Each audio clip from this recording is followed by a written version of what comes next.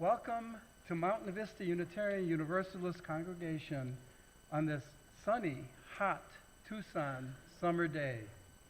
Welcome and good morning to those of us here in person, and welcome to our Zoom congregants and our known and unknown visitors viewers who will seek us in the future on the World Wide Web. We are all in this together. Let's turn and face the camera and wave to our fellow Zoom congregants and our web voyeurs to confirm our unity and mutual community. My name is Jombor Zoltan, and I'm the pastoral associate this morning serving our minister, Reverend Matthew Frank Crary. My role is to acknowledge and recognize our community of companion congregants who help make our Sunday services successful. Our music director and choir master, Chris Tackett.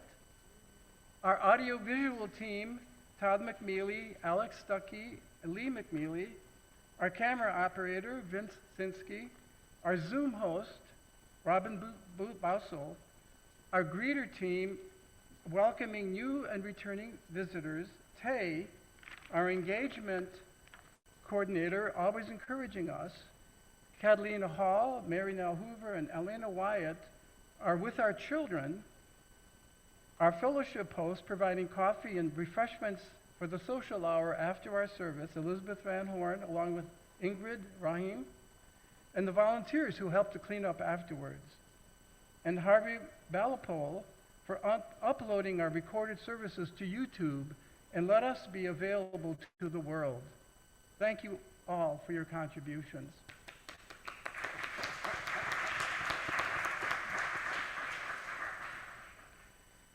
Our central theme for this month, July, has focused on searching for value, kinship, belonging, and reciprocation.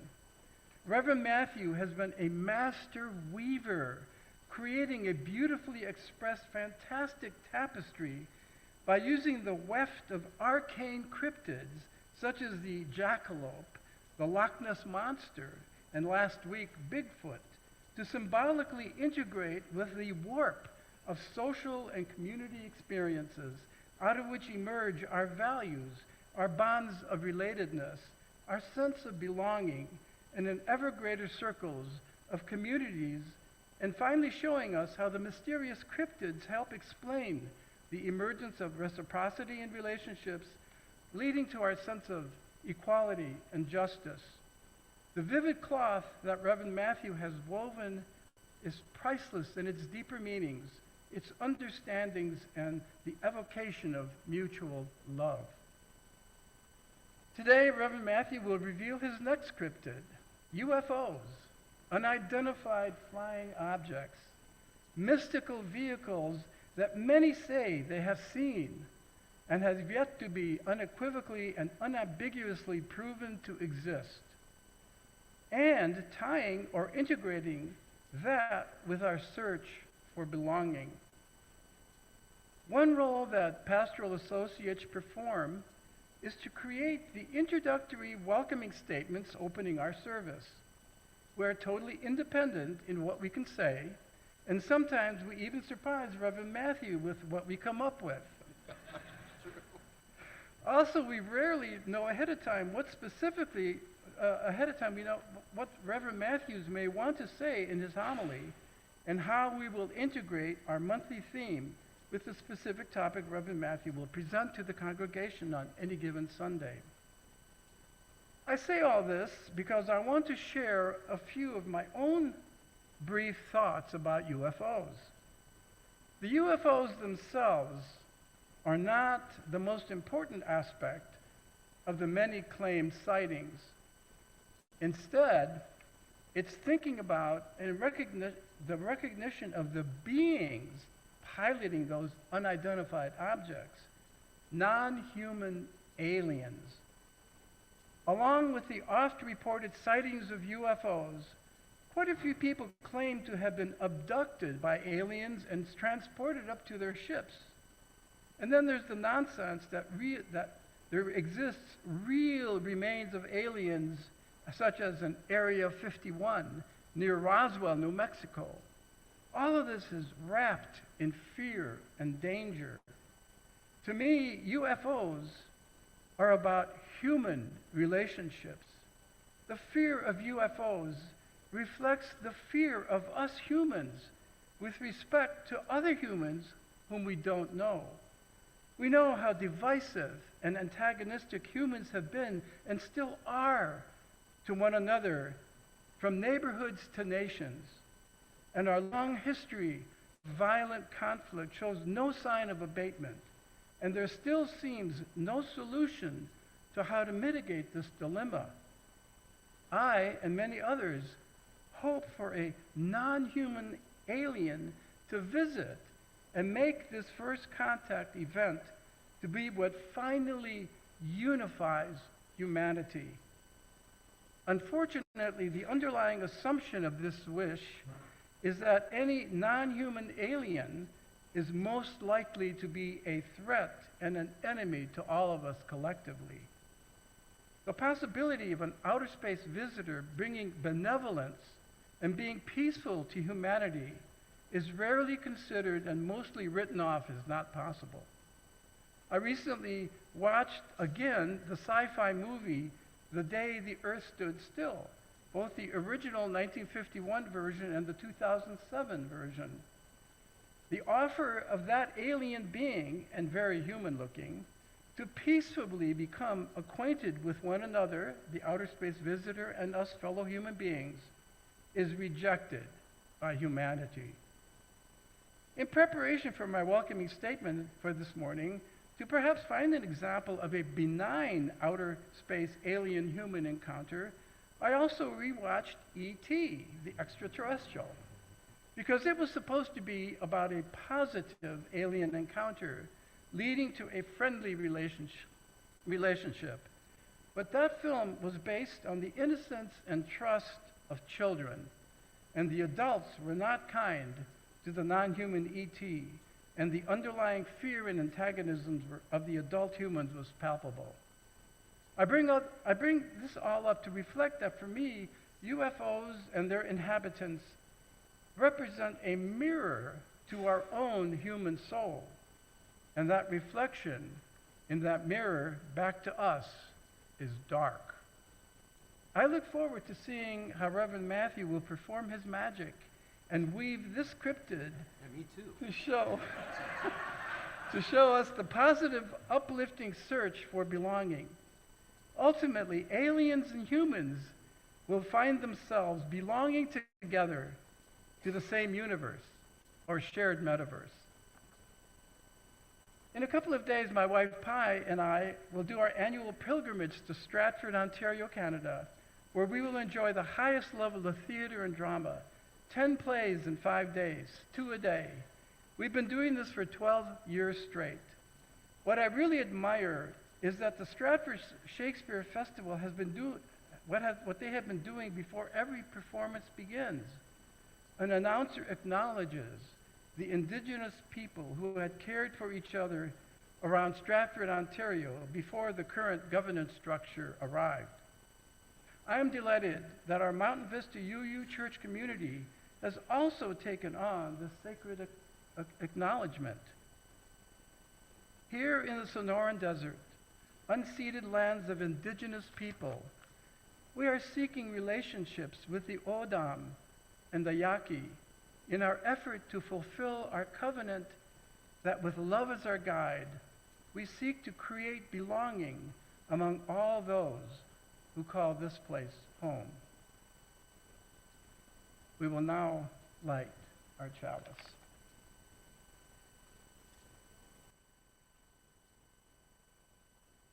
Our chalice lighting this morning is a responsive reading titled Out of the Stars, and is adapted from Reverend Robert T. Weston.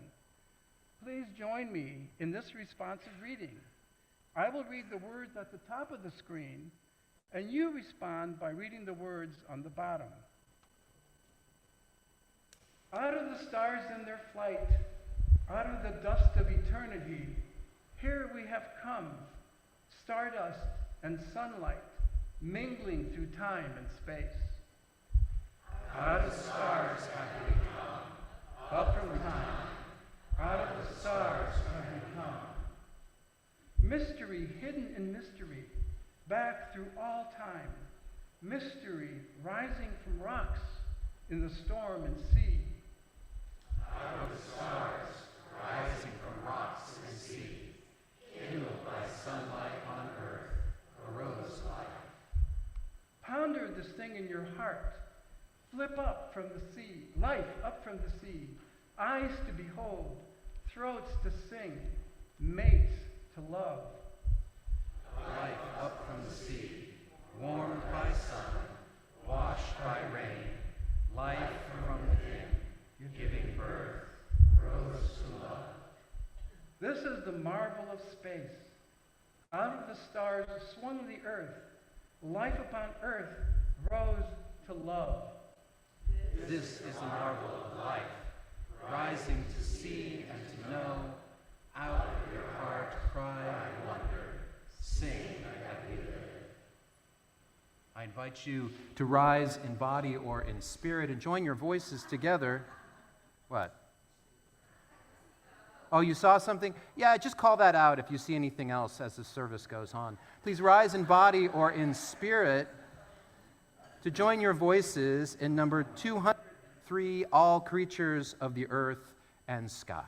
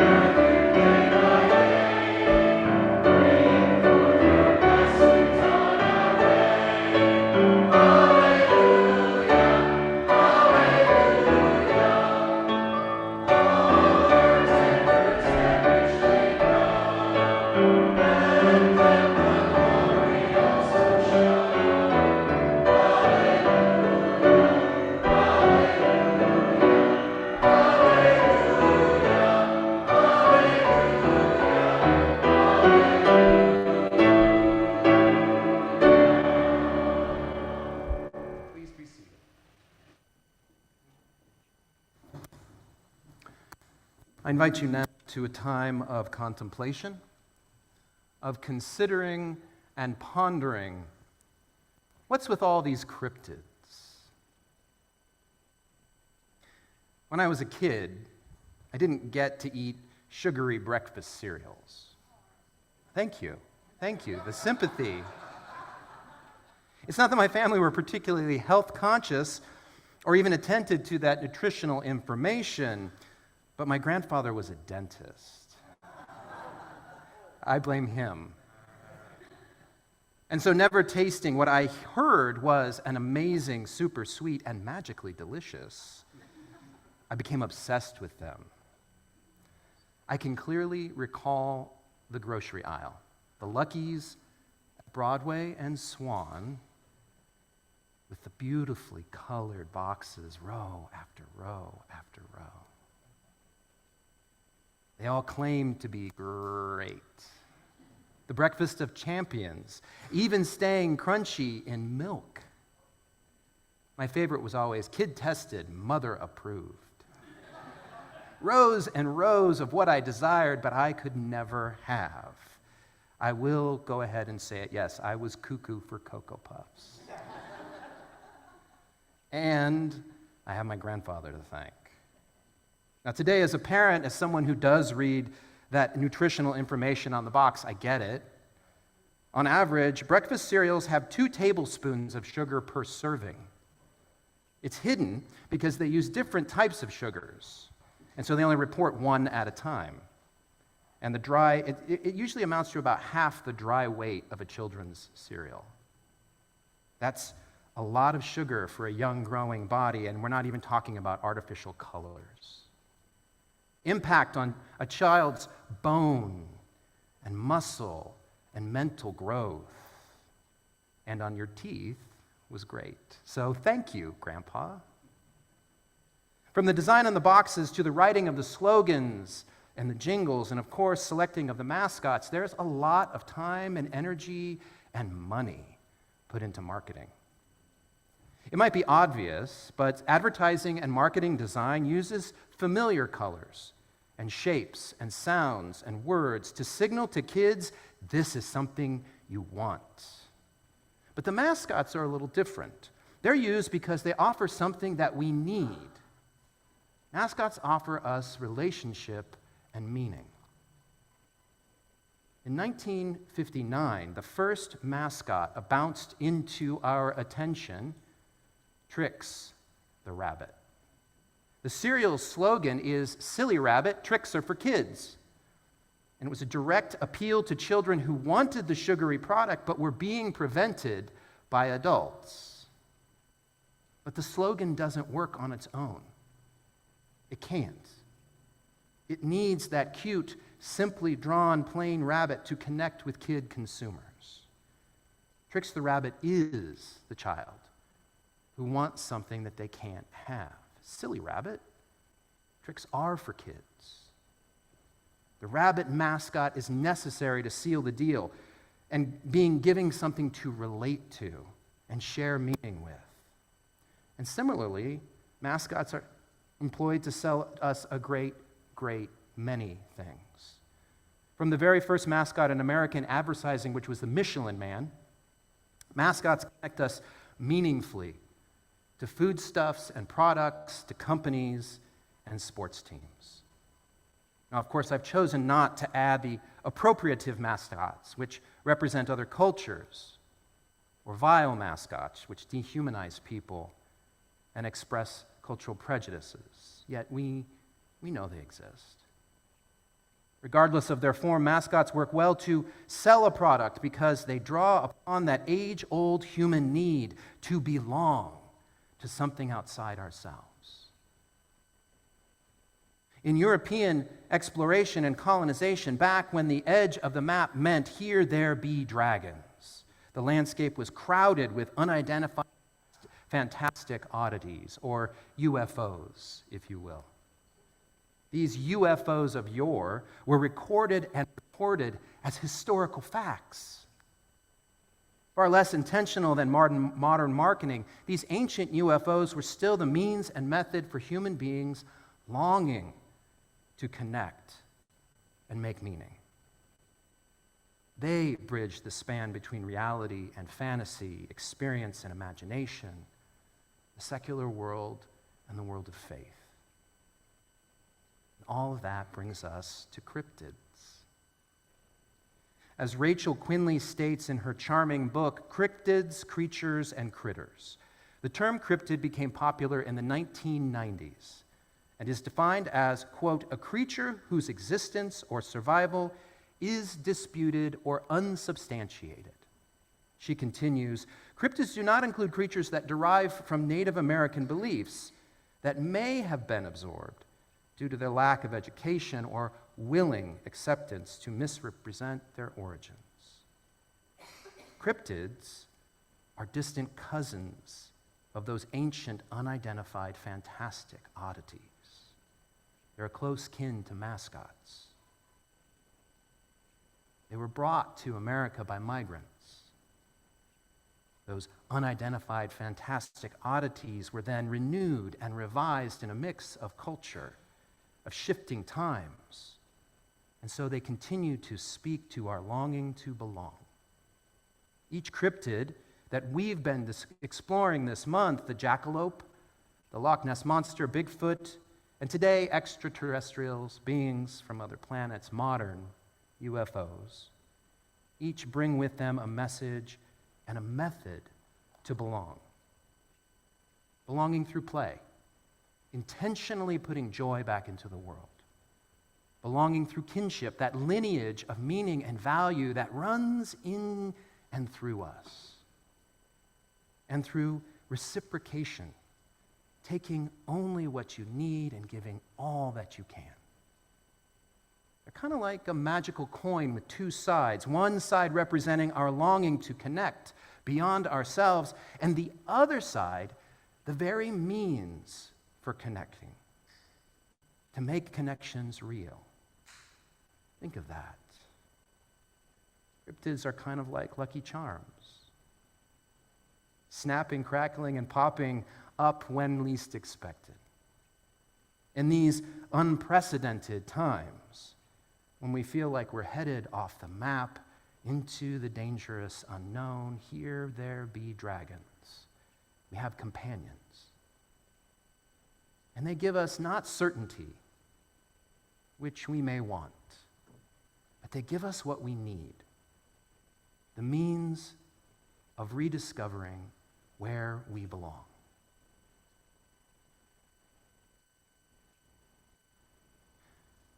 I invite you now to a time of meditation, of considering and pondering that when you are ready, the cryptid will appear. In Zen Buddhism, there are short stories and sayings called koans, such as, when the student is ready, the teacher will appear.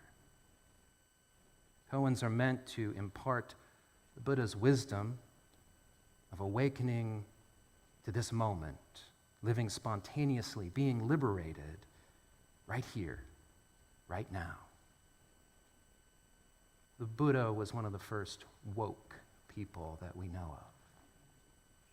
Another woke fellow, Alan Watts, lifelong student and teacher of Zen Buddhism, explained koans this way. One thing I must tell you, they are the same as jokes. That is to say, a joke is told with the object of making you laugh.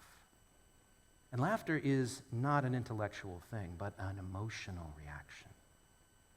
And the point is the emotional reaction. Now, the object of Zen stories is not to produce laughter, but to produce awakening, clarification, and enlightenment. Their design is not to tell you something, that is, to impart information. Their design is to get rid of something, to get rid of a false problem, and one that you're wrestling with. So the problem will disappear as the result of understanding. When the student is ready, the teacher will appear. Gives no information, no certainty of when or where or how the student prepares, or even when the teacher will arrive. And yet, like getting a joke, it can nonetheless awaken you to be ready. And cryptids are the same. They bring you the perspective of your longing, while giving you the means to belong. As you are comfortable, breathe with me.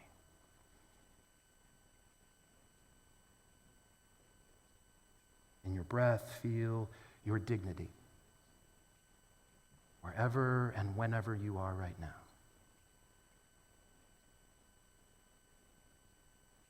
In your breath, feel community right beside you.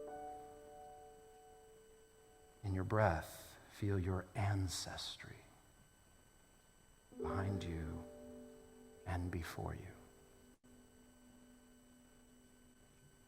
you. Feel your longing to be known in your dignity. Feel your need to know others in community. And feel your lineage of flesh and blood, of value and meaning out of the past and into tomorrow. Feel the false problem. The false problem of longing and needing and yearning. Because the belonging is now, right here. When you are ready, the cryptid will appear. Are you ready?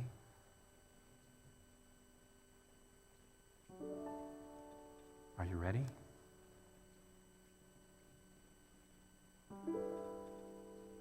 Are you ready?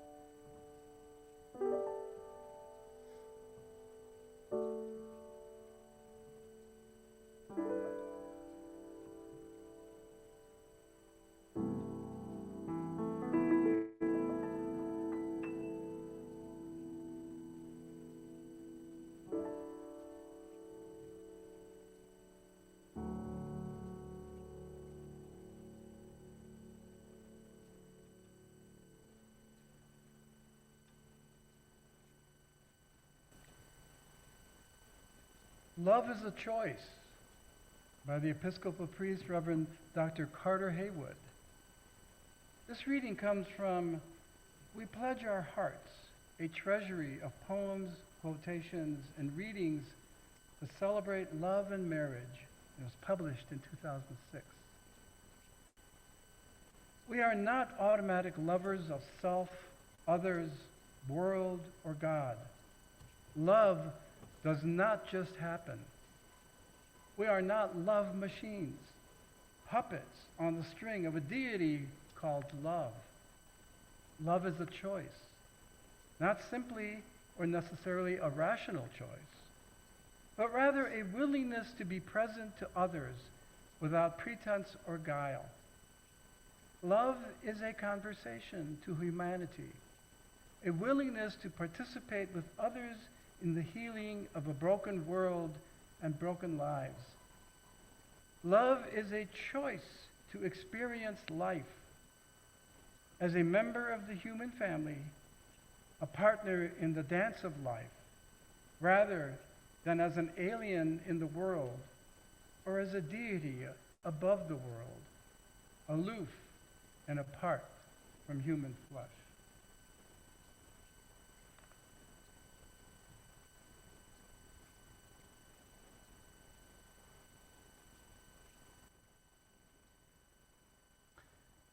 We come to Mountain Vista Unitarian Universalist to belong to a community that chooses love. We come with that willingness to participate with others in the healing of the broken world and broken lives, and to participate with others in the beauty of a wonderful world and our awesome lives. We come somewhere in between, and we bring our joy and we bring our sorrow that we would offer to be held in comfort and celebration here. And so our weekly ritual is to pause and to listen and to become aware that as we choose love to guide us, we can respond to one another in celebration and comfort.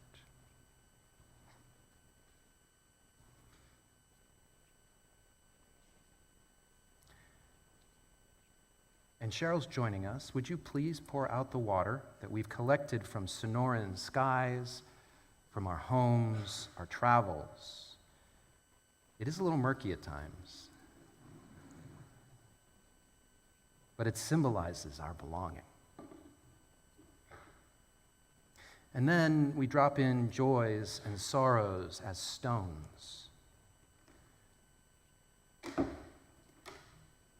Many.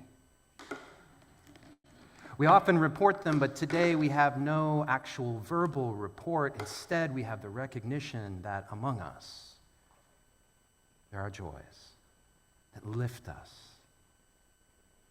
and there are sorrows that drag us down. May we respond by deepening our belonging and by reaching out to one another in love, because comfort and celebration is healing. Celebration and comfort is joy. Cheryl is one of our pastoral associates. I'm the pastoral care committee individuals. Zombor is a pastoral associate. Our pastoral care committee guides us with their time and talent and always with their love. So please, if you have a joy or sorrow, reach out to us so that we may listen. If you want us to share it on Sundays, we will. But more than that, we will lead our congregation in that dance of loving response so that all of our joys and sorrows are welcomed and so that all will know they belong.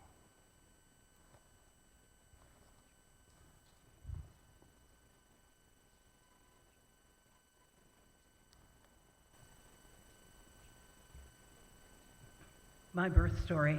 Can you hear me? Mm-hmm. My birth story by Mandy McGlynn. When my eldest child was 3, they had almost no control over their emotions. And those emotions were fueled by anything from hunger to noise to too much fun. One day, near the end of a holiday break spent in Michigan with family, they started sobbing over getting the wrong breakfast.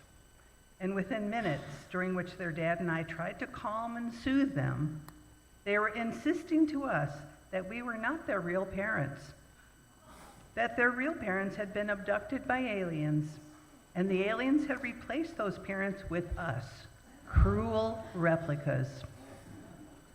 You might be tempted to chuckle at this story. We often do now, 10 years after the distress of the experience finally wore off. But in that moment, it wasn't even remotely funny. Q wouldn't let us comfort them, wouldn't look at us, wouldn't stop screaming. We felt so helpless. Our baby was so obviously in pain and felt abandoned and alone with malicious strangers to boot. Eventually, as we tried to convince Q that we were really their parents, they demanded we prove our identities by reciting the story of the day they were born. It was a story we had told before many times, full of anticipation, drama, love, hope, and joy. We had always told the story because we wanted them to know how loved they are, what our lives were like before they came into the world, and how we were changed the instant we heard their cry. In that first moment after Q's birth, we wanted nothing more than to protect them from everything painful in the world. Yet here we were, 3 years later, unable to help. We could tell the story, though, and the story did the trick. Slowly, warily, Q began to relent. Perhaps some primal part of their 3-year-old brain recognized us through not only the familiar details of that story, but also the feelings inside of it.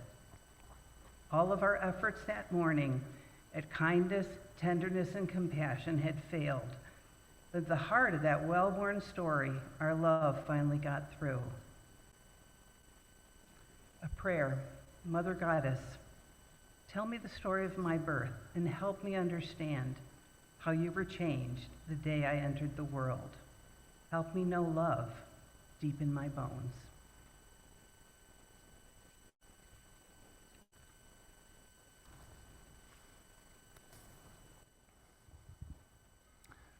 I invite you to rise in body or in spirit and lift your voices together for the words that will be up on our screens. With joy, we claim the growing light.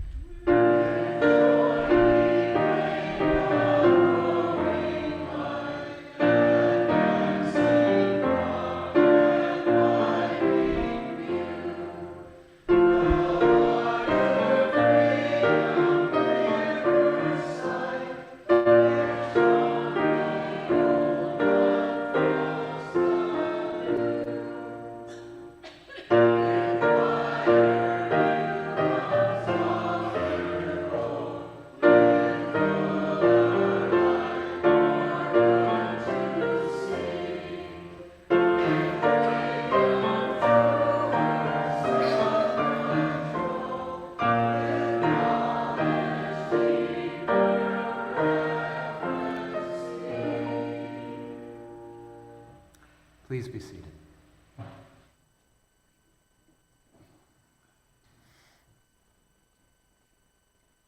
I have never personally met an alien from outer space or been abducted by an unidentified flying object. Have any of you? Okay, that is going to be followed up later during fellowship. For certain. Everyone see? We're going to ask.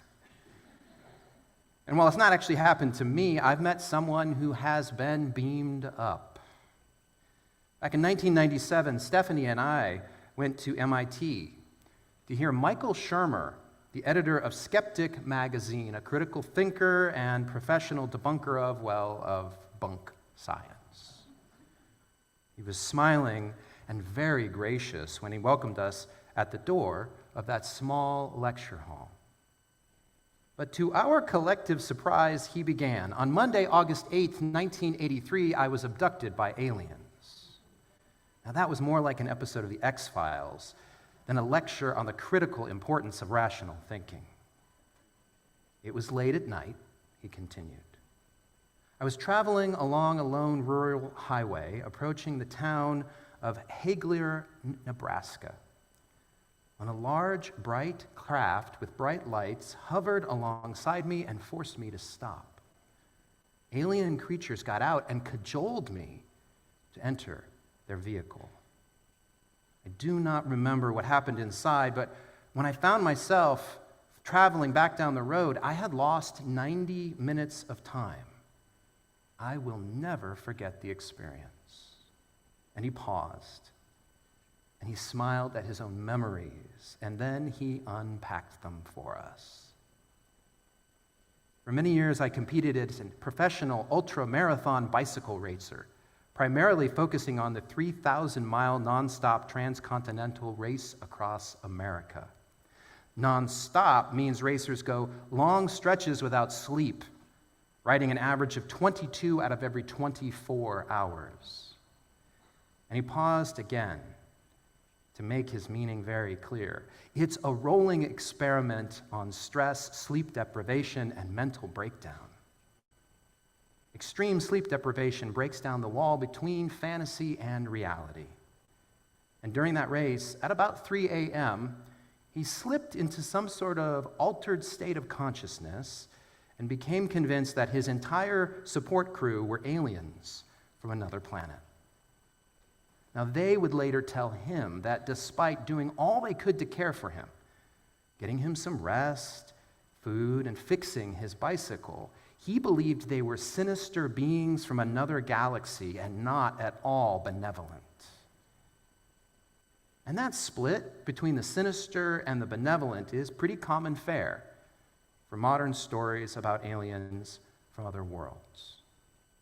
Well, there are exceptions which we imagine, which we fantasize about. Visitors from other worlds that, like angels from heaven, will come down and save us from all the trouble of the world. Like Superman, or strange visitor from another planet, or Doctor from Doctor Who, these saviors are often very human-like. But the vast majority of close encounters in popular books and films and shows casts whole alien species, non-human, as the ultimate other, entirely evil or entirely good. Jombor noted during his welcome, there does seem to be more evil aliens coming to Earth lately, invading our stories far more than the good ones. It's probably because that sinister, benevolent fantasy can cross over into reality, like it does in the language and imagery used for undocumented migrants.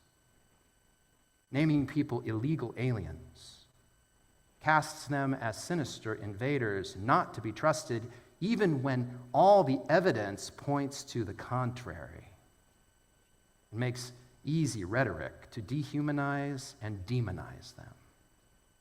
It makes it possible to disconnect from them as members of our human family, as partners in the dance of life with the exact same passion for survival and for thriving that guides our own hearts.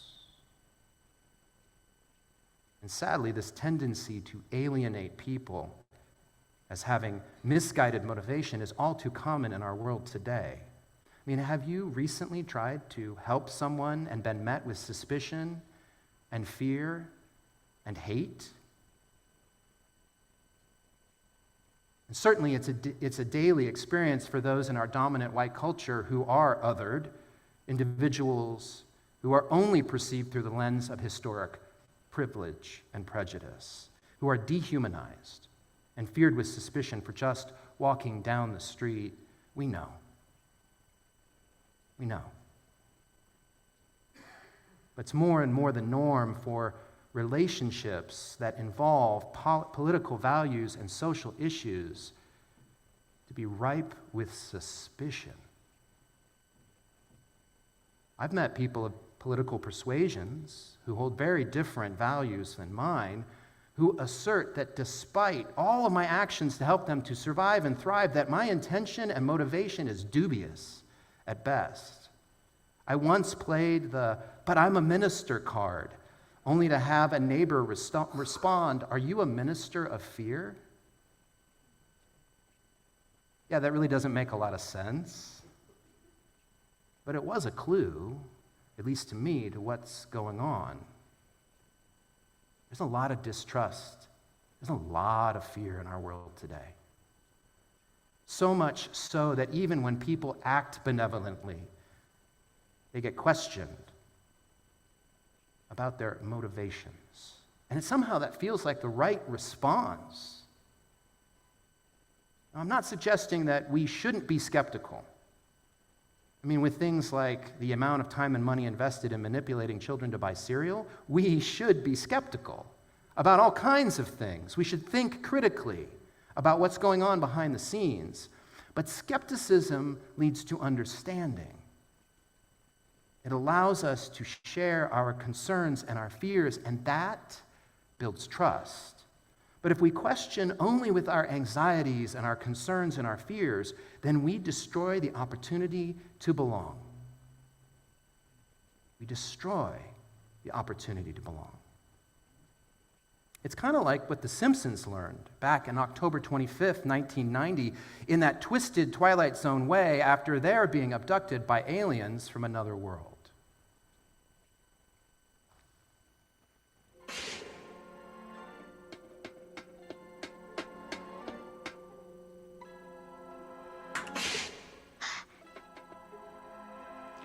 This will give these humans the perfect flavor.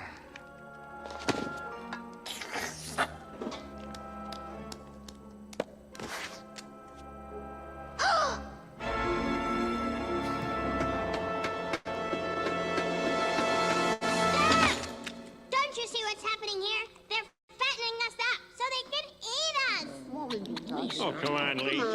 don't believe me? Then just look at this book that I found.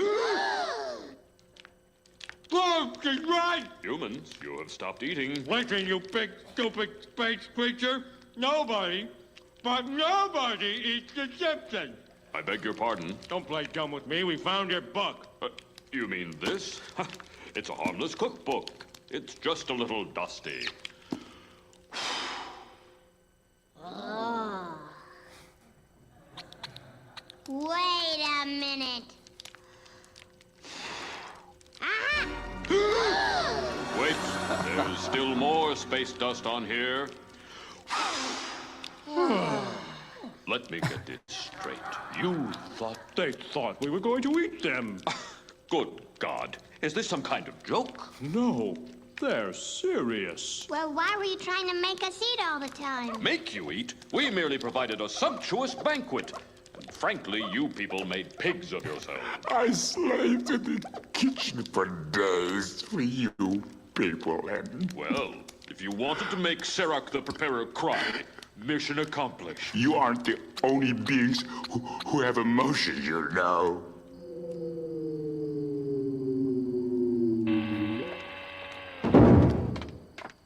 We offered you paradise. You would have experienced emotions 100 times greater than what you call love, and 1,000 times greater than what you call fun. You would have been treated like gods, and lived forever in beauty. But now, because of your distrustful nature, that can never be. For a superior race, they really rub it in. There were monsters on that ship, and truly we were them. Lisa, see what we mean when we say you're too smart for your own good? Way to go, Lisa. Yeah, thanks, Lisa.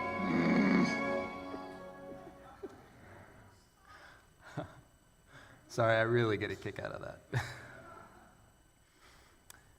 Methgani Suabram Onion, in her essay on writing and then becoming the other, says, when we define the other, we do so in relationship to ourselves. Someone who is the other is someone who is not like us. The ability to define the other relies on the assumption that our identities are fixed, that they're visible to us and to others, and they won't change or be revealed over time. And she concludes, this just isn't how the world works.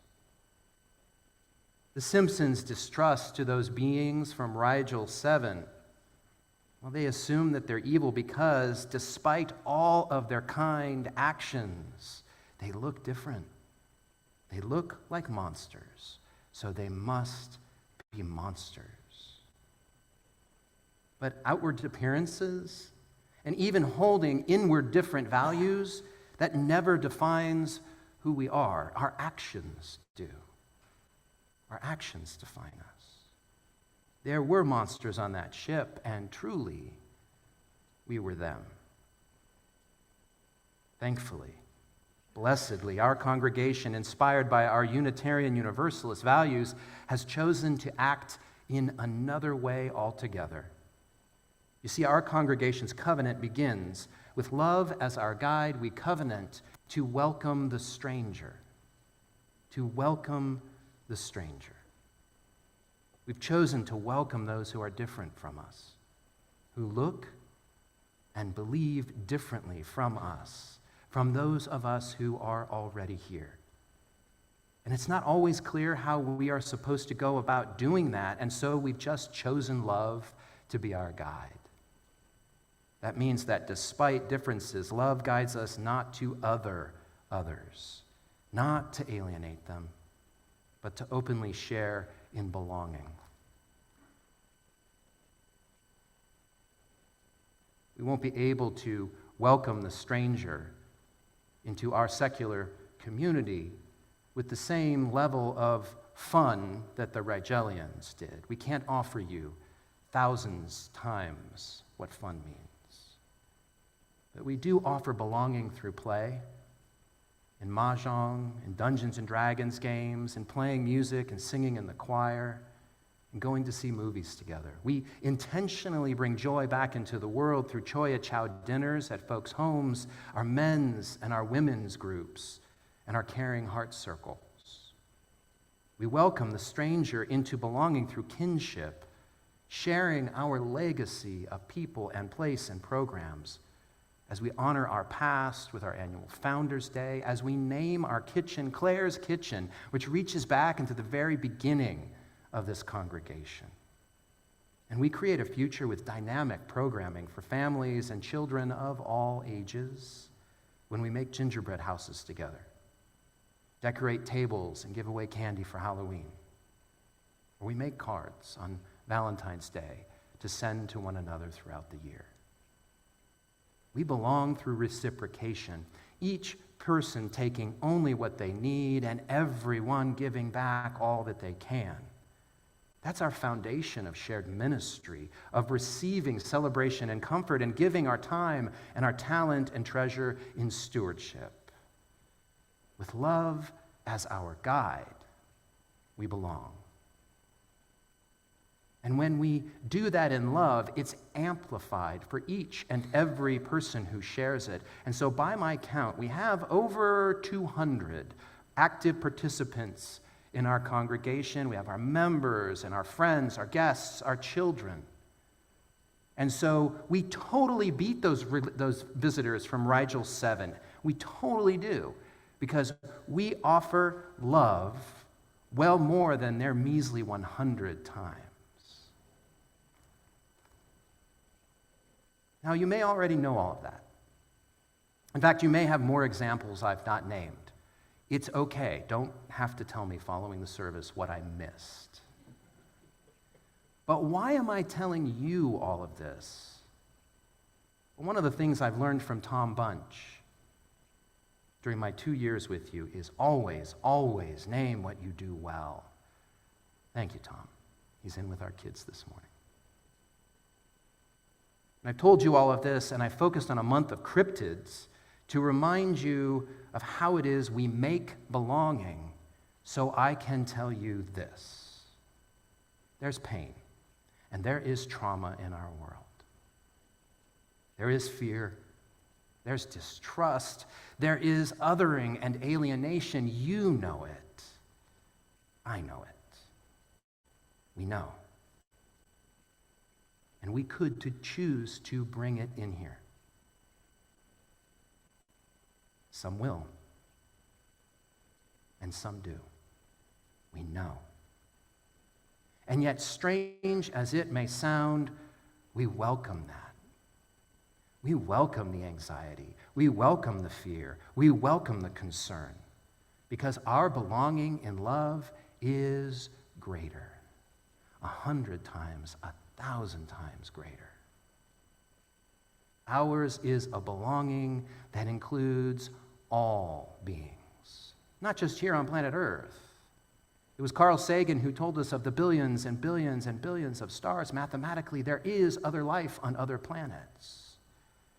Ours is a belonging out of the stars. A mystery hidden in mystery back through all time. Mystery rising despite the storms of historical oppression, of current social and political situation, and of the sea of troubles that we cause ourselves. We arise in love. So let me assure you, even when we bring trouble to ourselves, even when we bring trouble in here, the storms over bylaws and articles, rough seas over purpose and meaning of the Unitarian Universalist Association of Congregations, we still belong together. You belong here at Mountain Vista Unitarian Universalist, a secular faith community of love. And through this big cosmic belonging, we do not assume anyone is a monstrous outer space alien.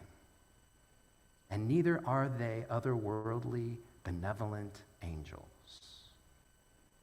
Our belonging that we've chosen brings us down to earth, flesh and blood and bone, members of the human family, partners in a cosmic dance of life.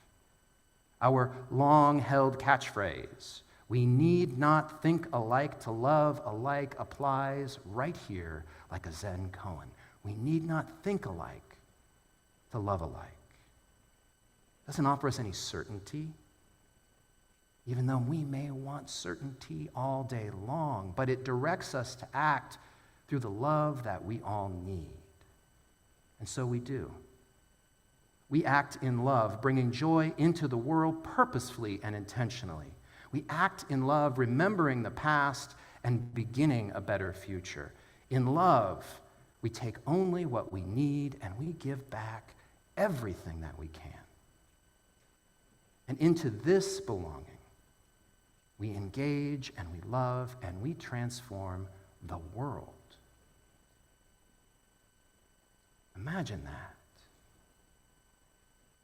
Instead of becoming the alien nation we know and experience every day, we've chosen another path.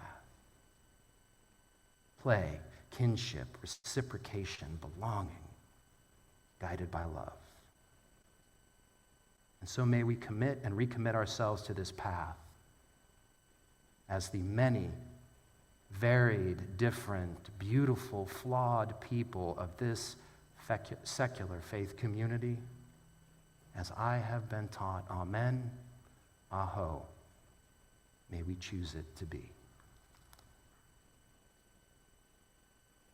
I invite you to rise in body or in spirit and join your voices together for the fire of commitment.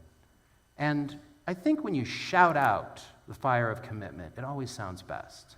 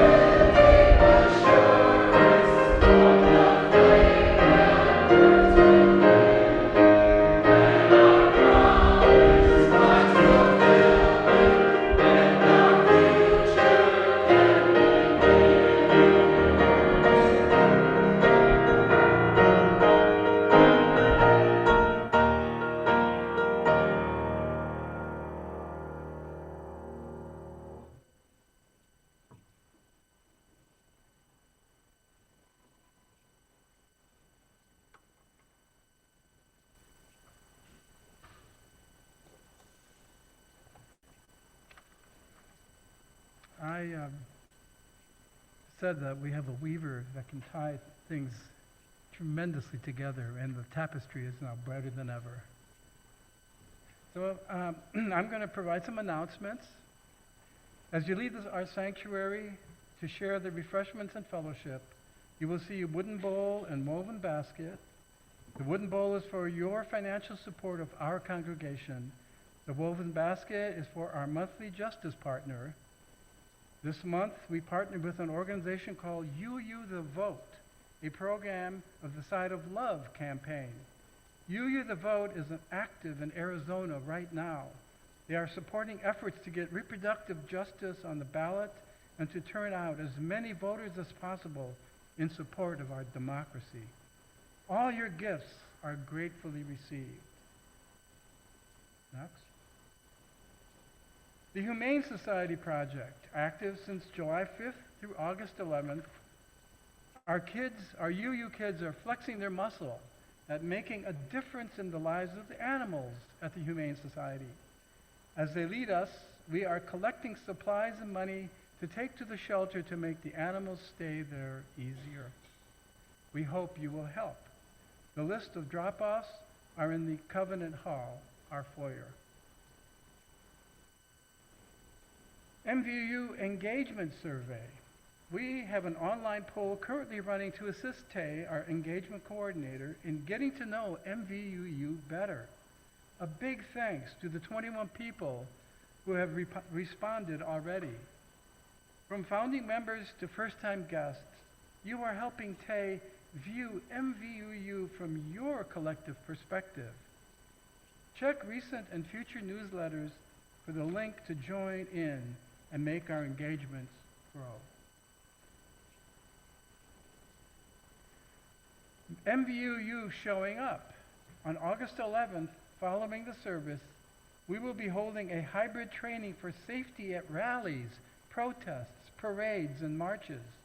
Members, friends, MVUU professional staff, Reverend Matthew will be gathering at 1 o'clock on Sunday, August 11th, in person and online, for a training for us to better engage, love, and transform the future. The training will be led by Ray Stazzo, a local artist and experienced activist. Ray has been teaching about showing up at public events to bring engaged, loving, and transformative action for several years now. We will be serving pizza at MVUU and sending Zoom access to all those who wish to join remotely. So RSVP directly to Reverend Matthew. This is just one opportunity for MVUU to learn how to better engage, love, and transform the future. Look for more opportunities as our 2024-25 church year unfolds. Climate Justice Revival. MVUU is a sponsor of the Side of Love's first ever Climate Justice Revival. You will receive a packet of information on August the 1st with Sunday service materials and topics for discussion groups and workshops that we will lead here at MVUU. On the last weekend in September and the first weekend of October, Vince Palowski, he's out of the room, has agreed to co-lead this effort, and we are looking for someone to join him, someone who loves our blue-green hills on earth as much as he does. Please talk to Vince if you are interested. We will now release our chalice flame.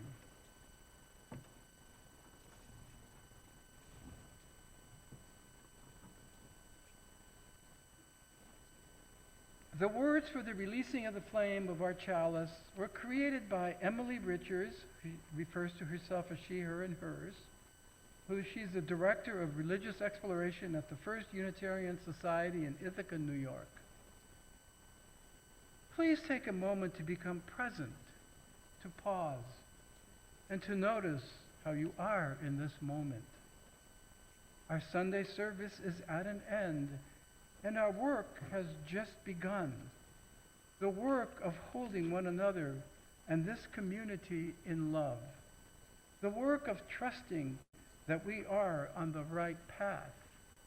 the work of believing that what connects us is stronger than what separates us, the work of engaging in that which makes us whole, the work of letting go of that which does not serve us, the work of radical inclusion, the work of collective liberation, the work of this beloved community, a beloved community of which we are all a part, a place where we are welcomed, respected, valued, cherished, a place where we belong. Go in peace. Amen. And blessed be.